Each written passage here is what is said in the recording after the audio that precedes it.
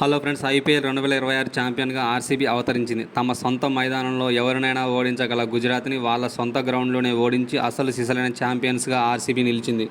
రాజకీయాల వల్ల గుజరాత్ టైటాన్స్కి చాలా అనుకూల వాతావరణం కల్పించినా కానీ అవేమీ తమను ఆపలేవంటూ ఆర్సీబీ నిరూపించింది. ఈ విజయాన్ని ఏమచ్చలేని విజయంగా ఆర్సీబీ సగర్వంగా చెప్పుకోవచ్చు. దీంతో వరుసగా 2025 మరియు 2026 ఐపీఎల్లో ఛాంపియన్గా నిలిచి ఈ ఘనత సాధించిన మూడవ టీమ్గా నిలిచింది. ఇంతకుముందు 2010-11లో సీఎస్కే, 2019-2020లో ముంబై ఇండియన్స్ వరుసగా 2 సార్లు ఛాంపియన్గా నిలిచాయి.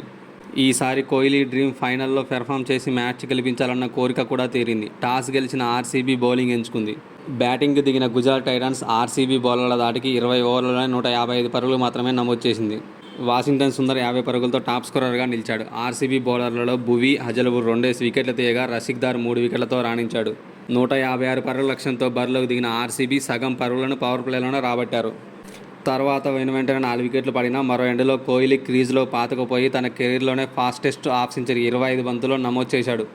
చివరికి 18 ఓవర్ల లక్ష్యాన్ని ఛేదించారు. 75 పరుగులు చేసిన Virat Kohli player of the మ్యాచ్గా నిలిచాడు. ఫ్రెండ్స్, మీకు 2025 ఫైనల్ నచ్చిందా లేక 2026 ఫైనల్ నచ్చిందా కామెంట్ చేయండి ఫ్రెండ్స్.